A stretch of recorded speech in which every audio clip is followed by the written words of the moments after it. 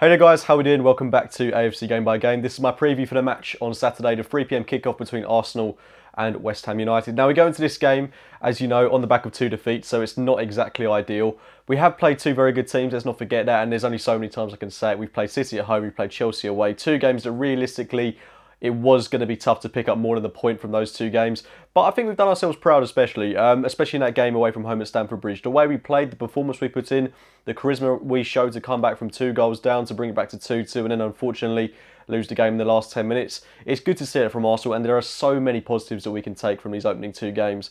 The defence, of course, is still an issue, but at home, I'd hope we're a bit more solid against West Ham. I'm really intrigued to see how much we've improved from that game against Stamford Bridge, and given that we've had a little bit more time now to see the squad come together, and Emery's had a bit more time to work with his players. I'm really intrigued to see how this playing out from the back system is going to work against, I don't want to say lesser opposition, but a team that you would expect us to beat at home in the name of West Ham United. Now, it's not going to be easy, despite West Ham's start to the season under Pellegrini. They have brought in an abundance of new talent, a load of new players. Jack Wilshere and Lucas Perez, we know a lot about them already. I'll get on to them a little bit later, but they brought in, I think, about 9-10 players. I'm not going to go through every single one, but these are players that I think are above the calibre that West Ham fans have been used to in the past. They've spent close to £100 million. I think they might have even spent more than that. But they've got a very good squad of individuals now.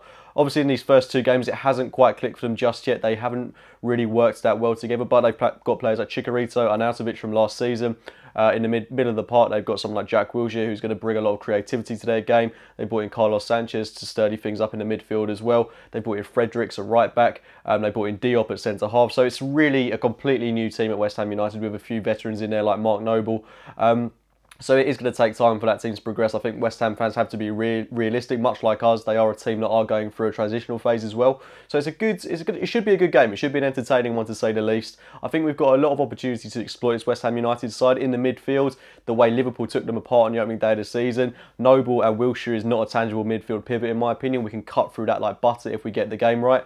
And given this pressing system, I really do expect us to be scoring a couple of goals in this game and getting at a rather unconvincing West Ham United defence. But let's not underestimate them. As I say, the players they've got going forwards, they are going to cause us problems. You would expect them to anyway. We had a game a couple of seasons ago on the opening day against West Ham. I'm sure you don't need me to remind you of it, where we lost on the opening day, and that was really, really, really horrible. I don't want a repeat of that at the Emirates, but we have got, for the most part, a very good record against our East London neighbours. So I'm excited to see how this game pans out. I'm excited to see what team Unai Emery is going to start with. I do want to see a few changes from that game against Chelsea, and I do think it is a case of now Emery is learning a bit more about these players, what sort of players can play in this system.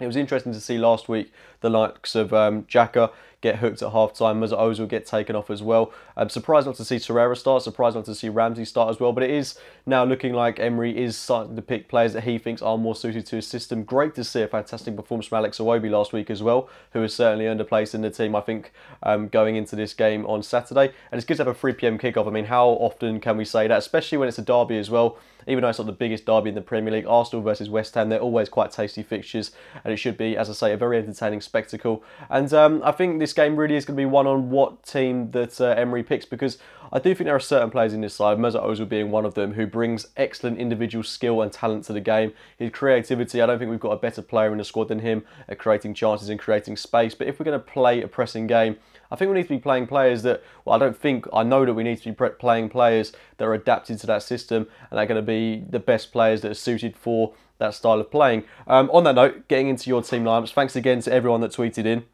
Really do appreciate it. As I say, before every single game, if you do want to get your team lineups featured on the channel, just follow me on Twitter at JECook96. But getting into my 3 favourites, the first one from Gary Marshall. He's gone with Leno in goal, Lichtsteiner at right back, Holding, Socrates, Monreal, Ramsey, Guendouzi, Mkhitaryan, Mesut Ozil, Aubameyang and Lacazette up top. And then the next one from Matthew is Cech, Bellerin, Socrates, Mustafi, Monreal, Torreira, Xhaka, Ozil, Iwobi, Aubameyang and Lacazette. And he's followed that up with, it's the perfect game to play Xhaka to get his confidence back up. Back five's got to remain the same to learn Emery's way of playing out from the back, with Ozil starting on the right but interchanging with Iwobi and Aubameyang. And the last one from Guna Views, Cech, Bellerin, Mustafi, Socrates, Monreal, Torreira, Guendouzi, Ramsey, Ozil, Lacazette and Aubameyang. Three very different lineups and three different formations as well. There's a lot of ways that we can go into this game. I've seen people saying that we should start with two up top, which I can completely understand given the lack of width for Arsenal at the minute. And I've seen people going with a 4-3-3, a 4-2-3-1, which I think will be the more realistic formation that Arsenal are going to play in this game. The personal team that I'd like to see start playing this game, I'd stick with Cech in goal. I'd go with Bellerin at right back, Mustafi, Sokratis and Monreal. And then just in front of them, I want to see Lucas Torreira make his Arsenal debut, with Guendouzi and Ramsey playing just ahead of him. On the right-hand side, Aubameyang, through the middle, Lacazette, and on the left-hand side, Alex Iwobi for me deserves to keep a place in this Arsenal team. Now, it is a big call to drop players like Granit Xhaka, who I have said in the past brings a lot to our game, but I do still think that his positives are outweighed by the negatives he brings to the team. I think that Guendouzi is a lot of pressure to put on him, but I do think he can replicate that Xhaka role against West Ham United, the distribution he brings to the game. It is a lot to ask, but given how he's played in his first two games, I have no reason to suggest why he can't do that, so I want to see him remain in the team. Torreira shielding that back four. We've really missed that sort of defensive midfielder in front of the defence, and hopefully we'll see a more steady performance from the back line. It'd be great to keep a clean sheet in this game as well. I would stick with that back four of Bellerin, Sokratis, Mustafi and Monreal, and stay with Cech in goal just so they can continue to work as a unit and continue to build up that pressing style from the back, as one of you guys tweeted in. And I would look to play Leno when we've got, you know, a Carabao Cup fixture coming up, when we've got a Europa League game, just so we can get a bit more of an understanding of him in one of those games, which I think would be less of a risk than playing him at home to West Ham United, because we don't really know how good he is with his hands just yet. The midfield three, Torreira, who I've already mentioned, but Ramsey and Guendouzi, the pressing game from them two should be fantastic. Guendouzi's been good at it so far.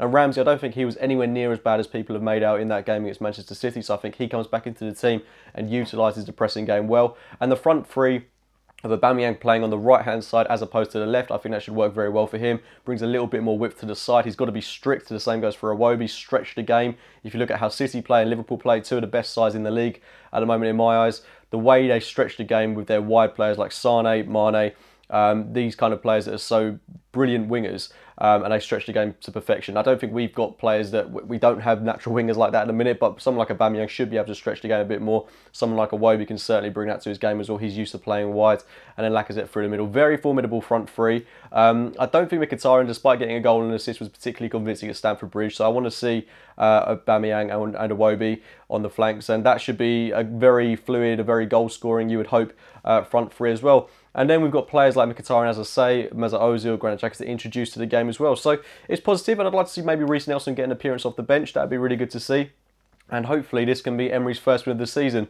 As I said at the start of the video, it is vital that we pick up 3 points for the confidence of the team, for the confidence of Unai Emery. And this is really the start of 8 winnable fixtures that we've got. So if we could get at least 21 points out of our next 24 available, that would be brilliant, because, you know, momentum breeds confidence, and hopefully we can go into those bigger games against bigger opposition and feel a little bit more confident after a run of wins, which hopefully can start on Saturday against West Ham United. Anyway, guys, those have been my thoughts, my score prediction. I'm going to go for 3-1 to Arsenal. I still think the defence is going to leak a goal, hopefully not more than one, but I think going forward we've just got too much for West Ham United, who haven't been overly convincing at the start of the season. Anyway, guys, as I say, drop your score predictions and your thoughts on the game in the comments box below. Leave a like on the video if you have enjoyed it. Subscribe to AFC Game by Game. And as always, I'll be speaking to you very, very soon. See you later, guys.